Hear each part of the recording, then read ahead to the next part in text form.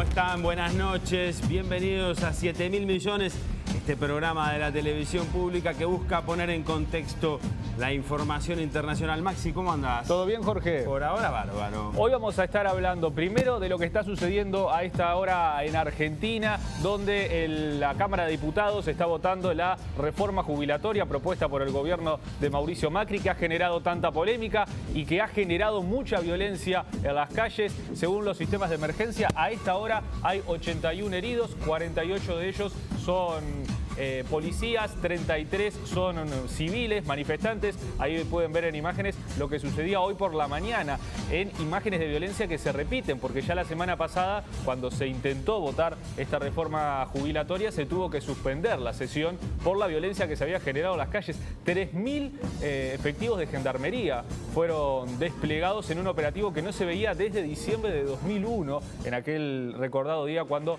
de la Rúa se fue en el helicóptero. Fernando de la Rúa debió dejar la presidencia dando inicio a una serie de movimientos en los que hubo varios presidentes en pocos días, unas dificultades institucionales muy importantes.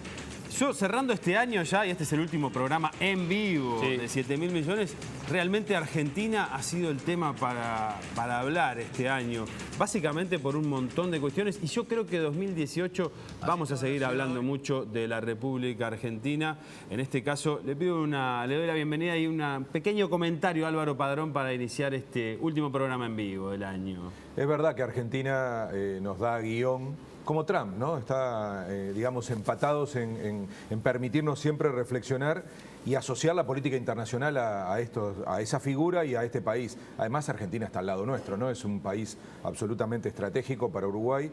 Y el hilo conductor hoy toca en los tres casos Argentina, ¿no? Porque queremos hablar de la reciente reunión de la OMC, donde también hubo represión, violencia y una agenda que queremos comentar. Esto que estamos viendo ahora, que está pasando ahora, que tiene que ver con la agenda interna de la política pública argentina. Vamos a hablar del G20, porque Argentina efectivamente en el 2018 nos va a dar más letra, porque también convoca la reunión, digamos, de los 20 poderosos del mundo.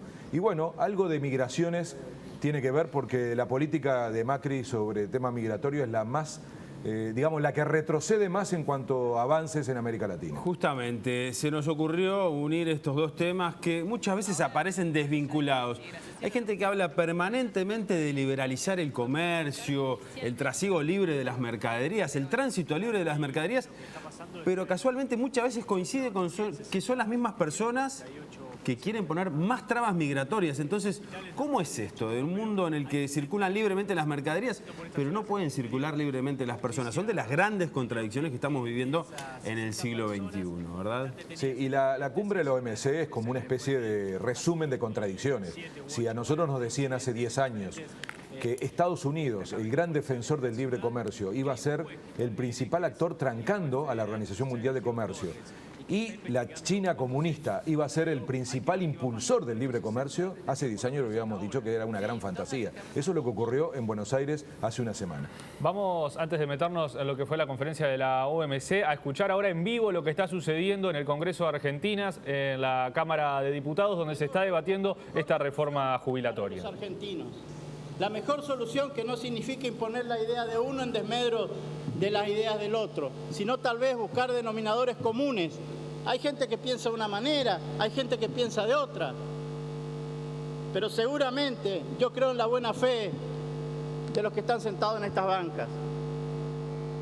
Claro que no se debe tocar a los jubilados, no está bueno, no está bien, ningún manual dice eso, ningún manual. Pero también hay que discutir con sinceridad y racionalidad hacia dónde vamos en los sistemas previsionales en el mundo. Hay distintas formas de resolver los problemas, presidente. Uno puede enojarse, patalear y dejar que las cosas vayan como tienen que ir, por más que afecte de manera negativa a las personas, o sentarse a discutir, agregar soluciones y mejorar para adelante. Porque el problema de fondo, presidente, es que el sistema previsional está en crisis. Ya se dijo por acá, este modelo bismarckiano de la solidaridad social, aquel de que el sano paga por el enfermo, el joven por el viejo y el que tiene por el que no tiene, está en crisis, porque fue un modelo basado en un impuesto cobrado al trabajo, cuando había a lo mejor 5, 6 o 7 empleados activos por un jubilado, o tal vez no lo había en los inicios. Bueno, y se espera que en la madrugada de hoy el Congreso argentino termine aprobando esta reforma jubilatoria, que lo que busca la administración de Mauricio Macri es luchar contra el déficit, y lo que se expresan los manifestantes es de que se le está perjudicando a los jubilados, que el poder adquisitivo va a bajar. Esto ha generado esta violencia en las calles. Como les decíamos, la primera sesión se tuvo que suspender por la violencia. Hoy nuevamente hay manifestaciones en las calles con heridos, con detenidos, con también policías heridos, y ustedes nos pueden dar sus opiniones sobre esto que está sucediendo en Argentina, sobre lo que fue la conferencia de la OMC, sobre el tema de las migraciones, que también vamos a hablar, a través del 092-1040-74. Nos pueden enviar sus mensajes de texto y WhatsApp, o si no, en Twitter en @7mmillones. Muy bien, vamos a comenzar a dialogar en unos minutos con dos activistas que estuvieron en la República Argentina la semana pasada durante la cumbre de la Organización Mundial del Comercio. Queremos saber por qué fueron, las motivaciones, qué dificultades tuvieron en acceder y qué es lo que reclaman a los líderes del comercio internacional, que muchas veces son los mismos líderes de las potencias que están allí reunidos. En el caso de la Organización Mundial del Comercio, todos se generan acuerdos a nivel multilateral, tienen que ser alcanzados por todos los países, tiene que haber un acuerdo global, por lo tanto parece muy difícil llegar a determinados entendimientos. Le pedimos a Álvaro Padrón que nos cuente un poquito qué es la Organización Mundial de Comercio. Sí, es bueno porque ahora vamos a meternos con las invitadas sobre lo que pasó y los no resultados, que se fue al final lo que ocurrió. Pero también es bueno, los economistas y los diplomáticos siempre hablan complicado y uno termina no entendiendo mucho. Y las siglas son tremendas, ¿no? Y uno habla de la OMC como si fuera natural que todo el mundo entendiera.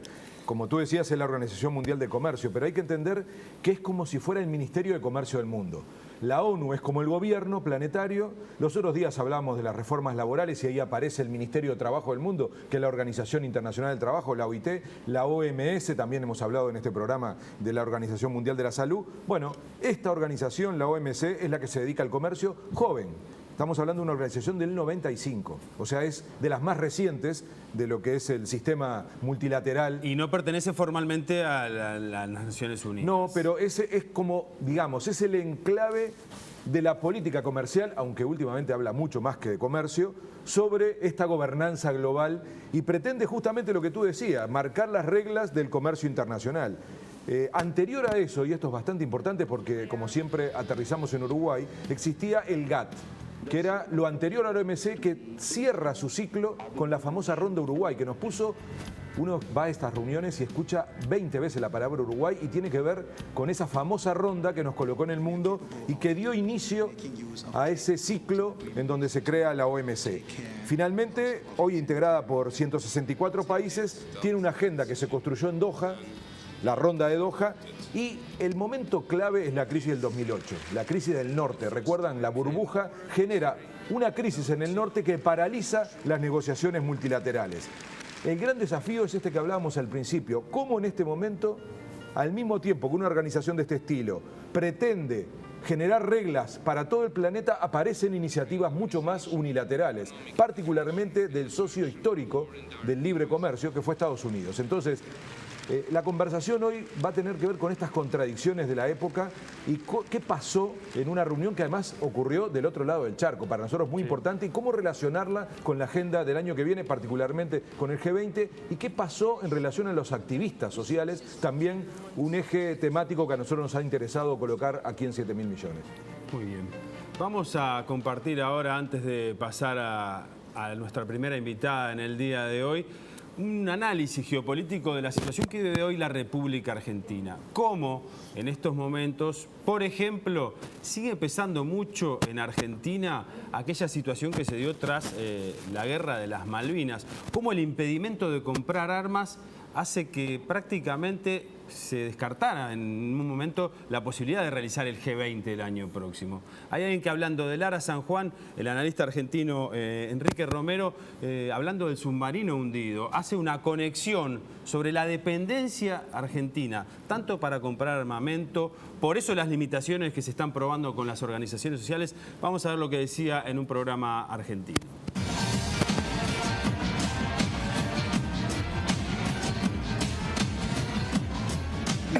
Malvinas terminó en el año 1990, primeramente en febrero de 1990, con la firma del Acuerdo de Madrid, el Tratado de Paz por la Guerra de las Malvinas. Hasta ese día seguíamos formalmente en guerra con el Reino Unido de la Gran Bretaña. Toda guerra termina el día que se firma el Tratado de Paz.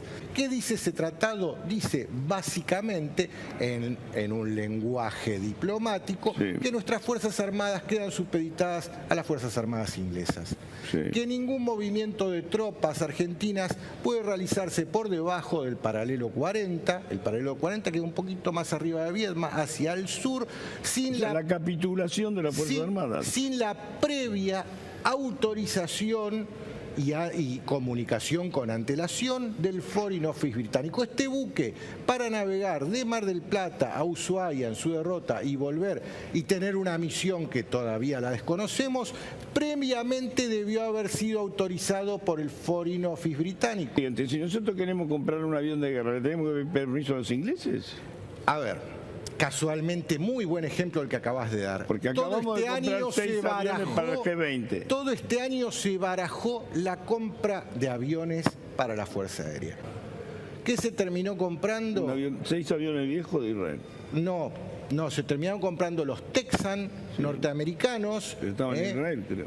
No, son 0 kilómetros y están... se compraron 6 aviones para el G20. Lo que se compró también de segunda mano fueron los Super Etendard. Pero ¿y por qué se compraron esos Super Etendard? Porque los del G20 se dieron cuenta de la situación de indefensión que tiene la Argentina con respecto al armamento, y era muy riesgoso para ellos venir a hacer una reunión de esta magnitud acá en Buenos Aires si no hay por lo menos aviones cazas que los protejan, y por eso Francia, a precio simbólico, ofreció generosamente estos 5 Super Etendard que hoy se están peleando entre la Fuerza Aérea y la Armada para ver quién lo queda. Entonces, ¿por qué no pudimos comprar el avión ruso, por ejemplo? Porque siempre su graciosa majestad pone la bolilla negra.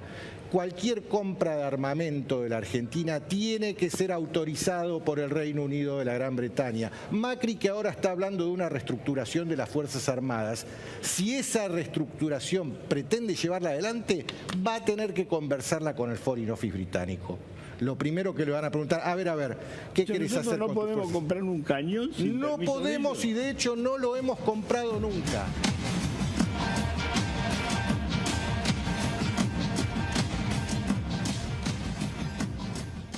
Bien, seguimos adelante en 7.000 millones. ¿Algún mensaje, Maxi? Sí, 2 mensajes. Este que nos llega de Guillermo de San Carlos, que dice que hay que recordar que la expresidenta de Argentina, Cristina Fernández, incluyó 4 millones de trabajadores que estaban en negro y no tenían aportes para jubilarse. Dice que duele mucho lo que está sucediendo en Argentina. Y otro mensaje de Bruno, que cuestiona por qué organizaciones como por ejemplo la OEA no critican y condenan la violencia que se está llevando a cabo en las calles de Argentina, como sí lo hacen con otros países, como por ejemplo Venezuela. Muy bien, primeros mensajes que van llegando y vamos a presentar a nuestra primera invitada, Karin Nansen, presidenta de Amigos de la Tierra Internacional. Bienvenida.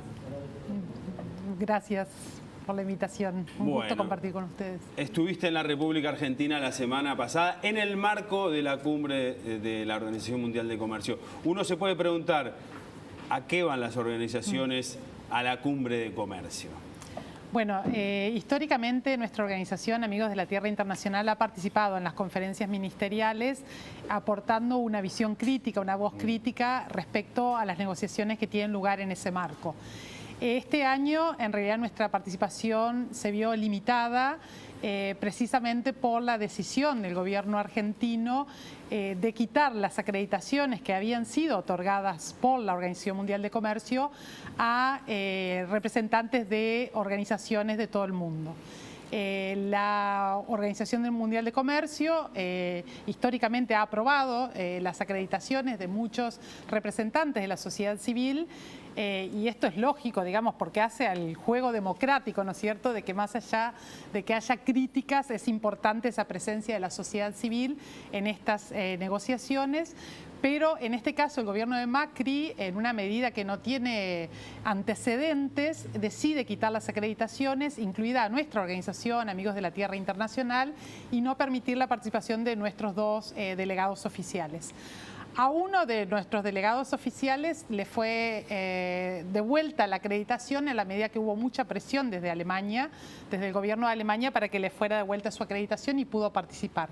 Pero el otro delegado, que era de la organización aquí en Uruguay, de mi organización, de Redes Amigos de la Tierra, nunca logró que se le devolviera su acreditación. Nos comunicamos lógicamente con el director de la Organización Mundial de Comercio y le planteamos a Acevedo que consideramos que esto realmente pone en cuestión, ¿no es cierto?, a un país como Argentina como organizador de un evento de estas características. Y por lo tanto pensamos que la OMC debería haber hecho mucho más para presionar a la República Argentina para que esta situación no tuviera lugar, ¿no es cierto? Entonces, en primer lugar, una crítica y un cuestionamiento muy fuerte a un hecho que cambia la historia de la OMC, que es esta decisión sumamente arbitraria del gobierno de Macri de prohibir la participación de la sociedad civil, más allá de que algunas acreditaciones fueron devueltas luego de la presión de países, sobre todo europeos.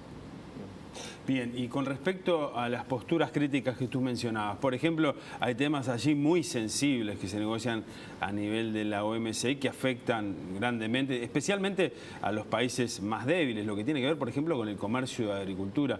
¿Qué ven ustedes allí que está pasando? Exactamente, esa es una de las áreas donde realmente existe mayor preocupación e históricamente ha sido motivo de preocupación.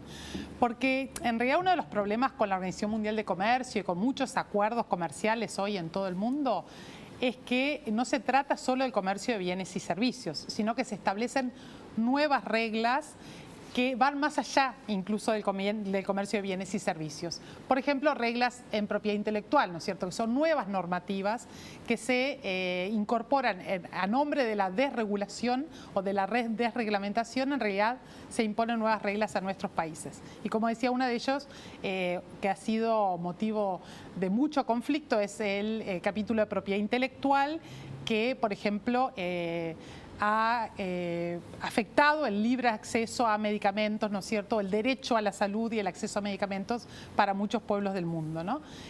Por otro lado, también en materia de plantas y vegetales también se ha ido imponiendo estos sistemas de propiedad intelectual a partir de la OMC que implican que restringen el derecho de los agricultores y agricultoras a controlar sus propias semillas, por ejemplo.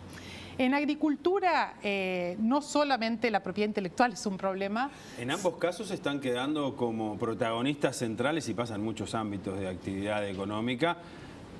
3, 4, 5 grandes grupos económicos que dominan el comercio a nivel mundial de mercaderías también, ¿no? Exactamente, exactamente. Y eso realmente es lo que nosotros cuestionamos, ¿no es cierto? Que básicamente las políticas de la Organización Mundial de Comercio favorecen a las grandes empresas transnacionales. Mientras que los agricultores, agricultoras, sobre todo los países del sur, se ven seriamente afectados. En un momento en que ya la FAO ha reconocido que quienes producen los alimentos que consume la población, el 70% de los alimentos que consume la población mundial, son producidos por la agricultura familiar o campesina. Pero este sector de la producción agropecuaria es el más afectado por estas normas. ¿Por qué? Porque continúan los subsidios, que es algo que nosotros denunciamos desde un principio, los subsidios que los países del norte otorgan a la producción de alimentos, y no solamente a la producción, digamos, tienen todo tipo de subsidios que han logrado enmascarar de alguna manera. Como medidas sanitarias, fitosanitarias, por ejemplo, y demás. Pero también otro tipo de apoyos directos a la producción agropecuaria y también de subsidios a las exportaciones. Y esto históricamente ha sido un reclamo de los países del sur, porque estos subsidios de alguna manera deprimen, ¿no es cierto?, los precios a nivel mundial, y muchas veces significa que quienes eran productores de alimentos históricamente y producían para su propia seguridad y soberanía alimentaria, hoy han perdido sistemas de producción debido a estos al ingreso de alimentos del exterior. Uno de los problemas centrales es el algodón, por ejemplo, que tiene subsidios en los países del norte, y eso ha afectado la producción en los países del sur, sobre todo en África, ¿no? pero es así, digamos, con todo el comercio agrícola. Todo el comercio agrícola es mentira que es un libre comercio de productos agropecuarios, sino que hay subsidios para uno y no para otros. Álvaro, sobre este tema. No, para pedirle a Karin una reflexión un poco más amplia sobre, cuando introducíamos el programa hablábamos de las contradicciones de la época, ¿no? Y de cómo los actores centrales, en este caso Estados Unidos, ha cambiado su posición y claramente fue el factor determinante de que no pasara casi nada en términos de avances y de contenido. Me interesa mucho, sobre todo por esta declaración de una ONG, de una red de ONG de 80 representantes de la sociedad civil de más de 30 países. Nuestro mundo no está en venta. Es muy interesante, como dice en un momento, creemos en un sistema de comercio multilateral, democrático, transparente y sostenible y no queremos que la OMC se aleje aún más de ese ideal. Es decir, estas organizaciones no están planteando, no es una cumbre contra la OMC, es para que la OMC ocupe un lugar que es necesario, que es de representación multilateral frente a esta nueva ola proteccionista en donde Estados Unidos pretende imponer su agenda de manera bilateral. Un poquito, Karen, una reflexión sobre cómo posicionarse en un cambio tan radical de época que puede descolocar a muchos y claramente parecer que uno empieza a estar cercano a esa posición actual de Trump, que de alguna manera cuestiona también a esta organización que históricamente se ha cuestionado desde la sociedad civil. Sí, pero el cuestionamiento es desde otra perspectiva. O sea, nosotros no consideramos que Trump esté en contra de la liberalización del comercio ni en contra de las políticas neoliberales, para nada. De hecho, cuando él plantea la renegociación del NAFTA, el Acuerdo de Libre Comercio de América del Norte, en realidad es para generar mejores condiciones para Estados Unidos y empeorar, digamos, las condiciones para un país como México, ¿no?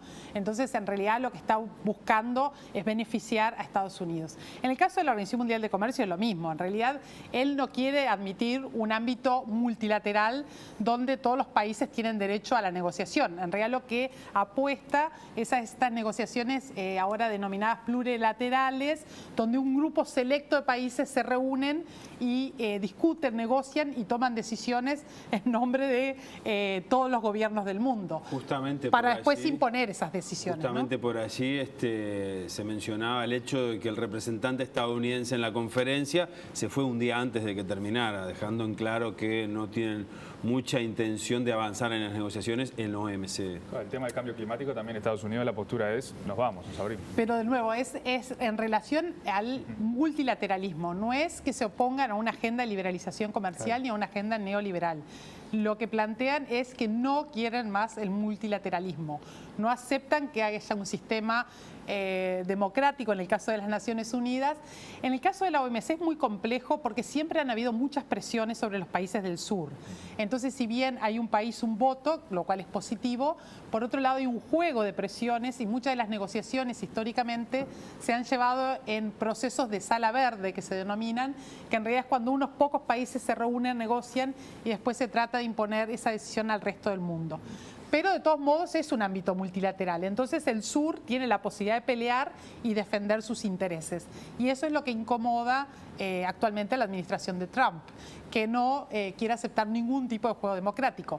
Pero de alguna manera lo que quedó claro en esta ministerial es que también se hace eco de esa posición Macri en la medida en que cuestiona la legitimidad de un espacio multilateral prohibiendo la participación de la sociedad civil, porque se trata de una decisión claramente antidemocrática en que no se admite ningún escrutinio público. ¿Qué información tienen ustedes al respecto? ¿Fue una decisión netamente de Macri o fue algo que le pidieron pensando en otras conferencias internacionales que ha pasado en Europa y en Estados Unidos, que han tenido enfrentamientos muy importantes con la policía, generando cientos o miles de detenidos? ¿Qué información tienen? Aunque no sea información oficial, obviamente. O sea, ¿no? la información oficial que nosotros recibimos de la OMC es que fue decisión del gobierno argentino quitar estas acreditaciones y que es decisión del gobierno argentino permitir o no el ingreso al país. ¿Y a ti qué te parece? Y yo pienso que sí, en este caso hubo una decisión del gobierno argentino, lo cual no quiere decir que haya otros países en el mundo a quienes también les gusta o les gustaría restringir la participación de la sociedad civil. Y eso es un fenómeno que vamos a enfrentar cada vez más, en la medida que se reduce el espacio democrático y se imponen unas lógicas sumamente autoritarias para imponer unas normas y unas reglas que son claramente antipopulares. Y eso es el otro elemento. Si ese despliegue de la fuerza, ¿no es cierto?, en las calles de Argentina era necesario desde el punto de vista del gobierno argentino, quiere decir que las medidas que el gobierno argentino estaba negociando no eran medidas que gozaran del apoyo del público, de la población en general. Entonces se recurre a esta lógica perversa, ¿no es cierto?, de que negocio en secreto, negocio medidas claramente antipopulares y por lo tanto impido la participación y el escrutinio público. Por eso muchos acuerdos se negocian a puertas cerradas. Ahora, la OMC, los países del sur, han defendido de alguna manera, por ejemplo, una agenda de desarrollo frente a la pregunta de lo que plantea, por ejemplo, esta red Nuestro Mundo no está en venta. La red Nuestro Mundo no está en venta lo que dice es, bueno, la Organización Mundial de Comercio pierde más y más legitimidad, por ejemplo, en la medida en que la agenda de desarrollo de Doha nunca se llega a implementar. Y está hoy cuestionado, por ejemplo, el trato especial y diferenciado para los países del tercer mundo o los países en desarrollo, ¿no es cierto? Entonces, se mantuvo la participación activa de los países del sur del mundo porque hubo una promesa, ¿no es cierto?, de que se iban a atender los problemas de desarrollo. Por ejemplo, el tema de la agricultura y que se iba a dar un trato especial y diferenciado. Pero esto nunca se llega a cristalizar y justo uno de los temas que estaba en cuestión en esta ministerial era si continuaba o no la agenda de desarrollo. Lo positivo es que al no haber una declaración final, de alguna manera, los países del sur del mundo tienen un espacio para continuar peleando por sus derechos y para que no sea tan perverso este sistema de comercio mundial, ¿no es cierto? Y eso es lo positivo de esta reunión. Claro, no hubo una declaración final. Solo lograron firmar unas declaraciones plurilaterales, pero que no tienen ningún efecto ni ningún poder para ser impuestas a los países. Ahora, como decíamos, esa lógica de recurrir a negociaciones plurilaterales es de alguna manera el plan de gobiernos como el de Trump, ¿no es cierto?, de avanzar en ese sentido en las negociaciones. Lo que no puedo negociar en forma democrática con el conjunto de los miembros de la OMC, lo negocio en pequeños grupos, impongo estas declaraciones y a partir de estas declaraciones empiezo a ejercer presión sobre los países del sur para que acepten determinadas normas. Y entonces ahí tenemos normas sobre temas de servicios, sobre comercio electrónico, facilitación de las inversiones, etcétera, ¿no es cierto? Pero que en esta conferencia ministerial no fueron aprobadas como normas. Solo se hicieron estas declaraciones que son más que nada declaraciones que tienen que ver con intenciones, ¿no es cierto?, de determinados gobiernos de avanzar en esa lógica de negociación. Entonces, una cosa positiva es que el sur logró detener, muchos países del sur lograron detener negociaciones, por ejemplo, en comercio electrónico, que son muy riesgosas, porque es un área nuevo, ¿no es cierto?, para muchos países.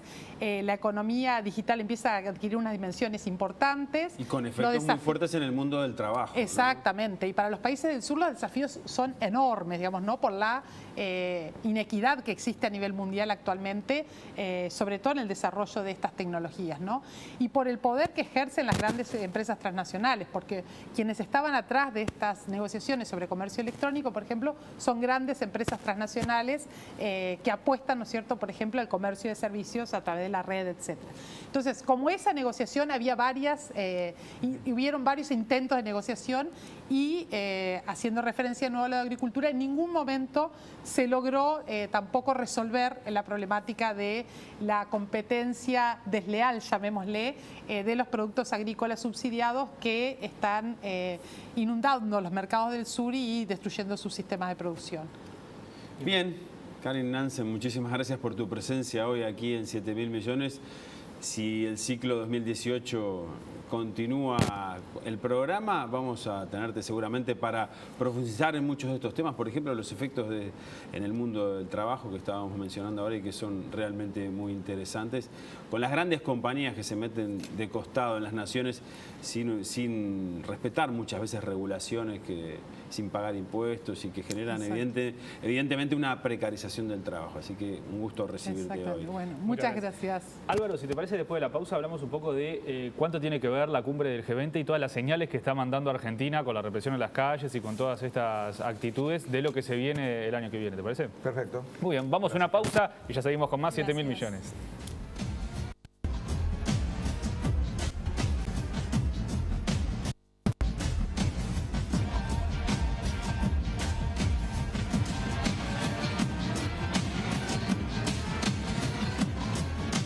Luego de presentar 2 proyectos para impulsar un veto migratorio que impida a ciudadanos de determinados países entrar a Estados Unidos, la Corte Suprema de Justicia habilitó la entrada en vigor de la tercera propuesta del presidente Donald Trump.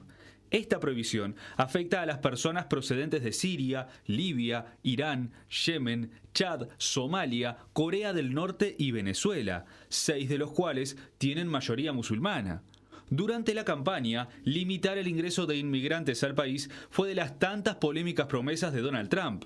Sin embargo, también fue una de las más apoyadas, ya que una gran parte del pueblo estadounidense entiende que los extranjeros solo traen problemas porque ocupan puestos de trabajo o son extremistas religiosos que no quieren adaptarse a las costumbres nacionales. La orden judicial emitida por la Corte Suprema da lugar a la petición del gobierno para que se desestimen recursos interpuestos por tribunales inferiores. El máximo tribunal instó a las Cortes inferiores a revisar el tema lo antes posible para que pueda haber una decisión definitiva a nivel federal. Estos tribunales inferiores consideraban que el veto constituye un acto de discriminación por motivos de nacionalidad, entre otros argumentos. Pero abogados de la administración de Trump sostuvieron que los países incluidos no cooperaron al negarse a entregar información confiable que les fue solicitada sobre determinados individuos. La prohibición fue anunciada en septiembre y debía entrar en efecto el 18 de octubre, pero los recursos judiciales lo impidieron. Este es el tercer intento de Trump por limitar la emisión de nuevos visados para países incluidos en esta lista. La restricción es por 90 días y también implica la suspensión de la admisión de nuevos refugiados de todo el mundo por un plazo de 120 días. Las restricciones relativas a Venezuela aplican específicamente a ciertos funcionarios y familiares inmediatos.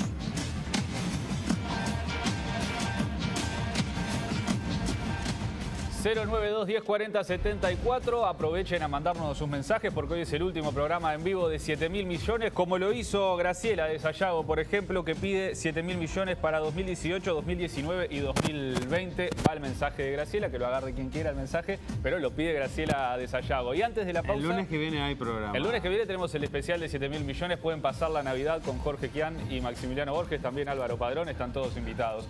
Antes de la pausa hablábamos del G20, de todo lo que está intentando mostrar Argentina de cara a esta cumbre que se viene el año que viene, y Álvaro nos iba a hablar sobre eso. Engancho con lo que decía Karin, ¿no? De alguna manera, para algunas potencias es más cómodo hablar de estas cosas en lugares más restringidos. Ya no solo restringiendo la participación de la sociedad civil, sino limitando la cantidad de países. Entonces, comparar a la OMC, donde están todos los países, como decía Karin, y llevarla esa discusión al G20 es mucho más cómodo para las grandes potencias, particularmente para Estados Unidos, que quiere este tipo de relación mucho más bilateral. Entonces, de alguna manera, este ciclo que estamos teniendo, que empezó con la OMC en Buenos Aires y que va a tener el G20 el año próximo, es como una devaluación de esos espacios democráticos. Seguramente vamos a volver a encontrar, y lo decía en el tape que ustedes mostraban, el analista de cuestiones de seguridad, ¿no?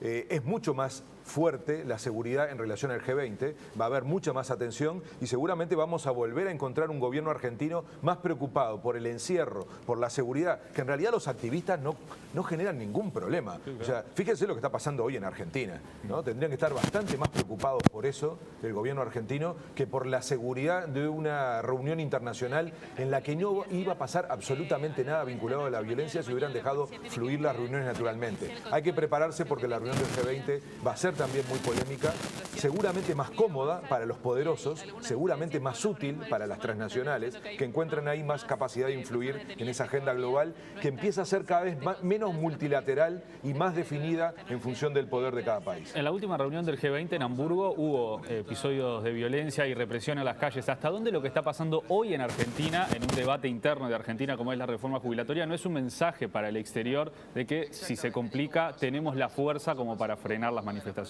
Yo creo que es un mensaje. La diferencia es que en Alemania no había una movilización nacional, mientras que en Argentina es muy fuerte lo que está pasando con las políticas públicas argentinas. Y si ustedes observan, gran parte de las movilizaciones en relación a la OMC fueron activistas que también estaban convocados por cosas nacionales. Entonces, eso va a ocurrir durante todo el 2018, así que Argentina va a estar movido el año que viene, sin duda. Muy bien, momento de recibir a nuestra segunda invitada, Valeria España, quien es abogada especializada en migración y Derechos Humanos, quien también estuviste por Buenos Aires en todas estas circunstancias que mencionabas de la Organización Mundial del Comercio y la preocupación que hay por justamente esta tendencia a cada vez más liberalizar o intentar liberalizar algunos aspectos del comercio, pero coincidentemente hay una restricción al movimiento de personas, es decir, un mundo en el que las mercaderías se mueven más libremente que las personas. ¿Cómo andas? ¿Todo bien? Bien. Bueno, sí, en verdad el panorama global es bastante adverso. Regionalmente también estamos viendo el avance de medidas restrictivas en materia de migración, que evidentemente van acompañadas de otras medidas de discriminación de trabajadoras y trabajadores, y que afecta especialmente a las personas migrantes. Y también vemos cómo esas grandes paradojas de la globalización tienen esto que llaman los apéndices de la globalización, que son justamente los dispositivos de control migratorio, ¿no? Entonces, por un lado vemos que se habla de eliminar las barreras en materia de comercio, de flujo de capitales, y por otro lado se levantan más muros, se establecen más visados, se pide más documentación para poder acceder a determinados países, y bueno, vemos cómo problemáticamente convive estas dos situaciones tan contradictorias. Sí, convive al punto de que, por ejemplo, ayer en Chile ganó nuevamente Sebastián Piñera y es un empresario que ha querido abrir las fronteras con sus productos, con el comercio, pero ahora también tiene una postura más de cerrar las fronteras de Chile. O sea, las mismas personas dan mensajes contradictorios según el rol que les toque. Sí, en definitiva, la región, si nosotros nos pusiéramos a analizar las medidas adoptadas en los últimos años, encontramos, por ejemplo, en el caso de Brasil, una nueva ley de extranjería, pero que con el decreto de Temer, de alguna forma se redujeron algunos derechos que se garantizaban en esta ley que estuvo tan disputada el año pasado. Y por otro lado, en Argentina pasa lo mismo, con una ley que supo ser muy garantista. Ahora existió un decreto de Macri, un decreto de necesidad de urgencia, que nuevamente restringe y criminaliza a las personas migrantes. Y bueno, y sin duda, bueno, en Chile tenemos también un panorama de bastante criminalización de las personas migrantes. Concretamente, ante la llegada de haitianos, Chile ha mostrado diferentes procesos de criminalización de esta población. Y bueno, Uruguay ahí tiene toda una decisión que tomar para poder diferenciarse de estas políticas de los vecinos. Decisión que tomar, ¿a qué te referís en ese sentido? ¿Por qué caminos puede abordar Uruguay o qué caminos se está abordando? Sin duda, los tiempos que vivimos ameritan tomar una decisión política clara en materia migratoria. Hasta ahora ha habido algunos avances, pero únicamente vinculados al control de flujos migratorios, pero de manera administrativa, y no una política en serio migratoria que implicaría, más allá de la gestión de estos flujos, ver cómo estas personas migrantes efectivamente se incorporan a la comunidad, ¿no? Entonces, tenemos una normativa de avanzada, pero en definitiva, en la medida en la que no hay una política pública específica que le dé contenido, bueno, de alguna forma sigue habiendo cierta timidez en cómo se aborda este tema, ¿no? Sobre todo también porque a nivel mundial estamos viendo el año que viene se va a discutir el Pacto Mundial por una migración segura y ordenada. Recientemente, un poco en esta seguidilla de salidas consecutivas de Trump, también salió de las negociaciones del Pacto Mundial de Migraciones, que la última reunión que hubo fue algunos días antes de la cumbre en Argentina. Y sienta un panorama bastante adverso en estas discusiones sobre la gobernanza mundial de las migraciones, ¿no? Entonces, la gran pregunta es cómo Uruguay podría de alguna forma ser un espacio donde se diseñara una política migratoria donde se apostara al reasentamiento humano de una serie de apostando al reasentamiento de migrantes, de refugiados, y poder generar un cambio significativo en un contexto, como decía, adverso, ¿no? Uruguay tiene la fuerza, está claro que el espacio para recibir gente tenemos, pero hay fuerza como para que Uruguay quiebre esa tendencia mientras todos cierran, que si Uruguay empieza a abrir, que contagie ese espíritu de la región. Creo que contagiarlo, no. O sea, creo que en definitiva es simplemente diferenciarse de los vecinos en la medida en la que, por un lado, todas las discusiones que había en materia regional sobre el tema migratorio, evidentemente ahora está en crisis porque el Mercosur está en crisis y por lo tanto la discusión desde un bloque regional no es posible, hay que ser realistas. Pero lo cierto es que la migración no se combate o no es un problema a superar, la migración no va a desaparecer, va a aumentar, es un fenómeno que de alguna manera es inherente a nosotros como seres humanos. Entonces, la apuesta es ver cómo, de alguna manera, enfrentamos esta realidad. Uruguay, sin duda, creo que lo puede hacer. Sobre todo tiene que ver con en qué medida, más allá del origen nacional de las personas, se habilita la posibilidad de poder gozar los mismos derechos fundamentales que el resto de los habitantes, ¿no? Es como un punto de partida y que eso habilitaría a asumir una serie de políticas específicas para que efectivamente las personas que migren encuentren en Uruguay un país donde poder radicar, ¿no? Y con respecto, volviendo un poquito al panorama internacional, si tú tuvieras que destacar hoy los lugares, las zonas que son más preocupantes, obviamente hay muchos de ellos que están en las noticias permanentemente, pero desde tu punto de vista, ¿cuáles son las zonas donde pensás que hay más para hacer en lo inmediato, a nivel internacional? Si tuvieras que destacar 3, 4 lugares. Bien, sin duda, bueno, el corredor de México a Estados Unidos. El corredor también de Centroamérica a México, también es bastante conflictivo.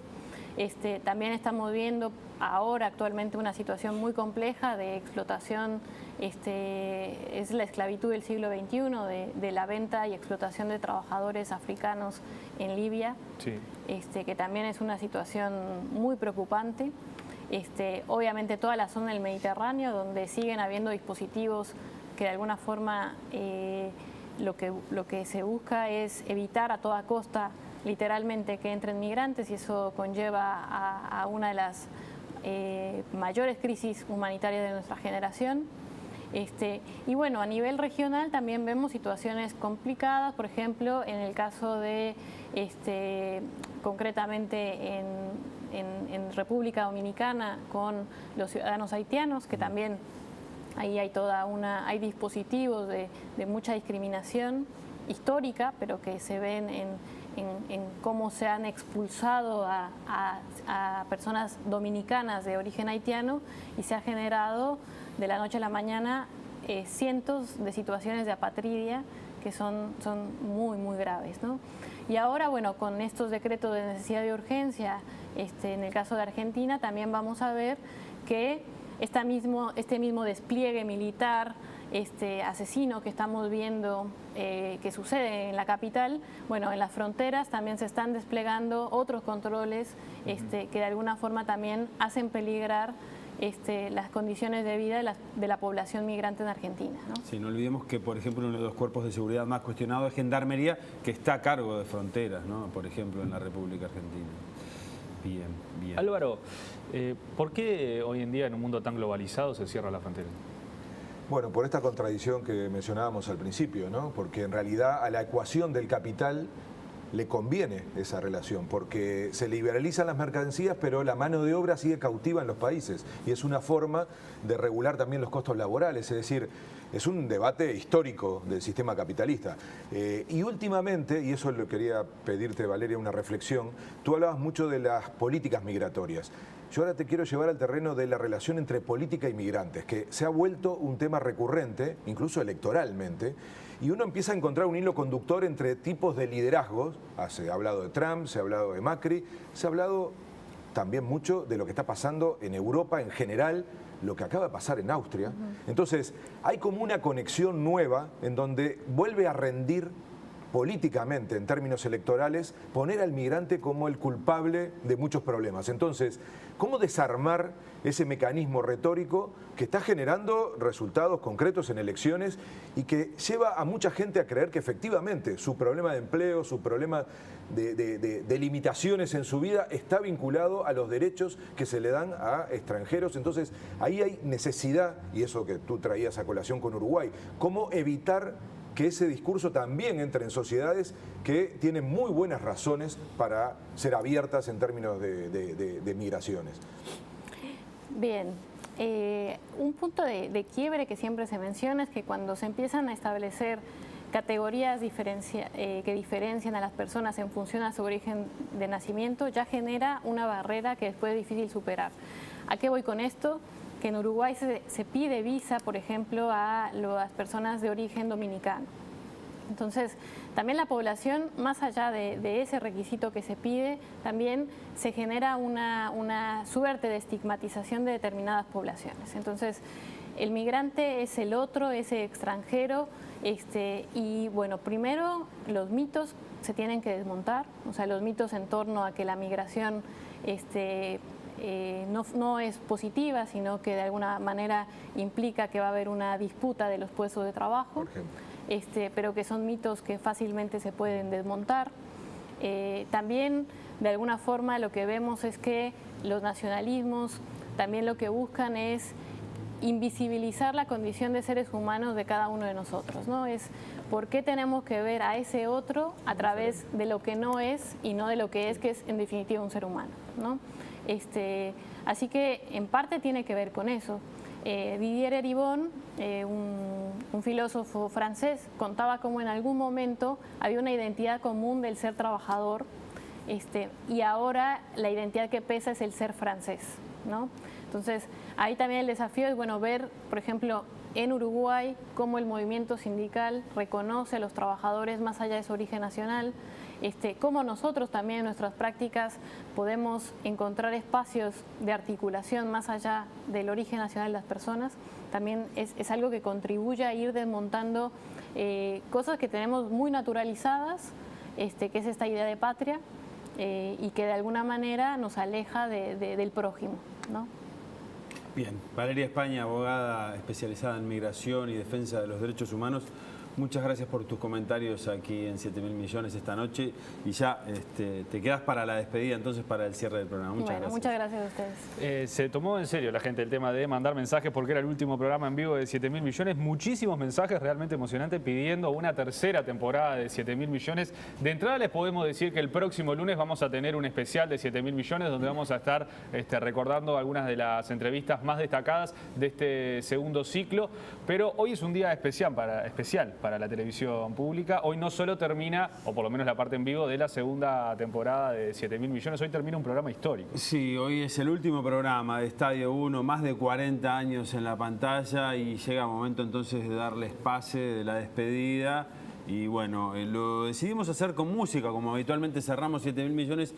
En este caso elegimos justamente un tema de los Beatles que se llama El Final. The End. Fue el último tema que grabaron en estudio del último disco, año 1970, pero no está interpretado por los Beatles en este caso. En esta oportunidad lo vamos a escuchar con la voz de Phil Collins, que va a estar visitando Uruguay, que ya lo anunció, y de esta forma le damos cierre a lo que fue la segunda temporada de 7.000 millones y también a los 47 años al aire del récord Guinness de Sánchez Padilla con su Estadio 1. Álvaro, muchísimas gracias por habernos acompañado durante todo este segundo ciclo. Sí, saludos felices fiestas para todos los que nos están enviando mensajes de Feliz Navidad y Feliz Año Nuevo, para todos ustedes también. Muy bien, que pasen bien, gracias. Chau, chau.